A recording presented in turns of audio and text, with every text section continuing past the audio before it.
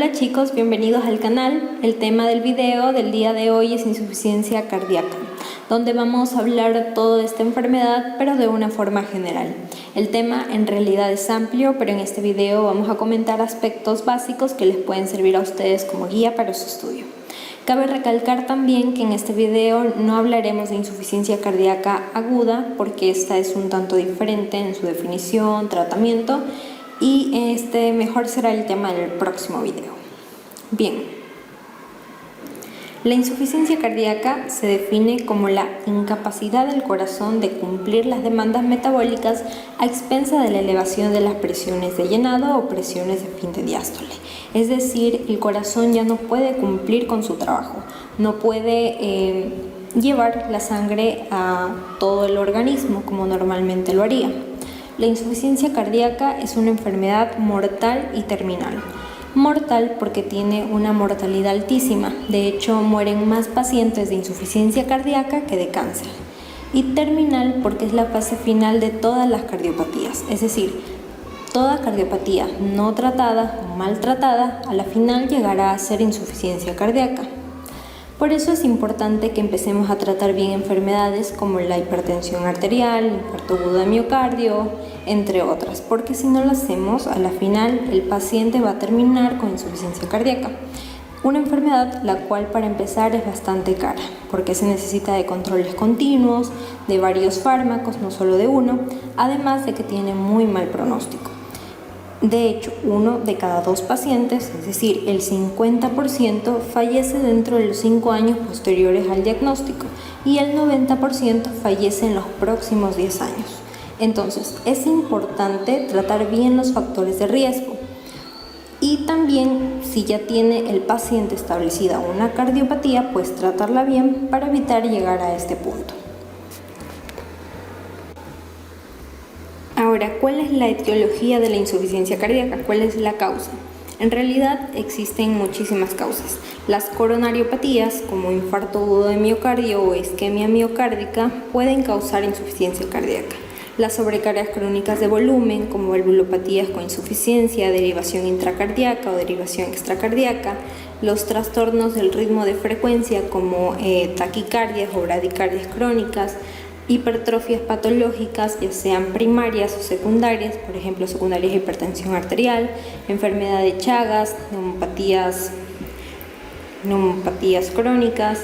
Además, existe un porcentaje que va entre el 15 y 20% en donde no se presenta una causa específica, es decir, este grupo son las insuficiencias cardíacas idiopáticas o también conocidas como no isquémicas o dilatadas, pero están más asociadas a infecciones víricas, a toxinas como alcohol, quimioterapia, a la genética, específicamente defectos en el citoesqueleto.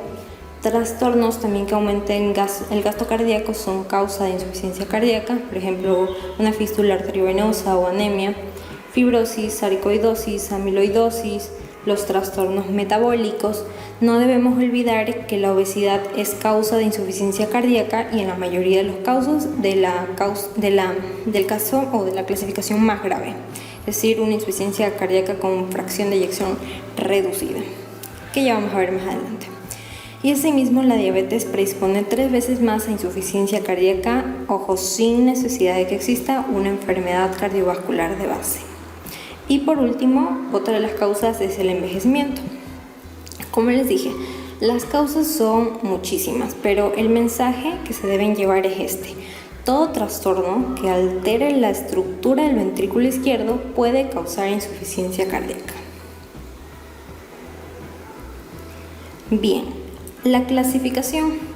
Las entidades que rigen la cardiología, como American College of Cardiology, American Heart Association, European Society of Cardiology, todas estas antes tenían su propia clasificación, pero por el gran número de casos, que se cree que es alrededor de 500 millones de casos en el mundo, se tuvo que llegar a un acuerdo porque en realidad se volvió demasiado complicado tratar a los pacientes siguiendo diferentes clasificaciones. Entonces, el consenso al que se llegó tomó a la ecocardiografía como base y quedó de la siguiente manera: insuficiencia cardíaca con fracción de eyección conservada, cuando la fracción de eyección del ventrículo izquierdo es mayor al 50%, fracción de eyección intermedia o limítrofe cuando la fracción de eyección del ventrículo izquierdo está entre 40 y 49%, insuficiencia cardíaca con fracción de eyección reducida cuando la fracción de eyección del ventrículo izquierdo es menor al 40%. Esto teniendo en cuenta que a menor fracción de eyección, mayor será la mortalidad. Aunque también la clasificación de la New York Heart Association sigue siendo muy utilizada porque esta clasifica al paciente según la gravedad de sus síntomas de la siguiente manera: clase 1, clase 2, clase 3 y clase 4. Clase 1, cuando el paciente está asintomático y no existe limitación de la actividad física normal. Clase 2, cuando existe una limitación leve de la actividad física, porque al realizarla el paciente presenta fatiga, palpitaciones o disnea. Clase 3, ya existe una limitación marcada de la actividad física y de hecho una actividad física menor que la habitual provoca fatiga, palpitaciones o disnea. Son pacientes que prácticamente solo están bien cuando están en reposo. Y en la clase 4 la sintomatología aparece en un paciente que no realiza ningún tipo de actividad, un paciente en reposo. La fisiopatología.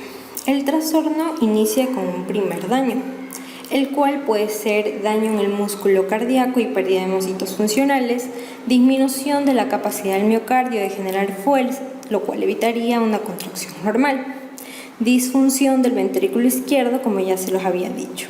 Entonces, cualquiera de estas situaciones produce una reducción de la capacidad de bombeo del corazón, lo cual va a dar lugar a su vez a una activación de los mecanismos compensadores, y esto explicaría por qué al principio los pacientes con insuficiencia cardíaca se muestran asintomáticos, se encuentran asintomáticos.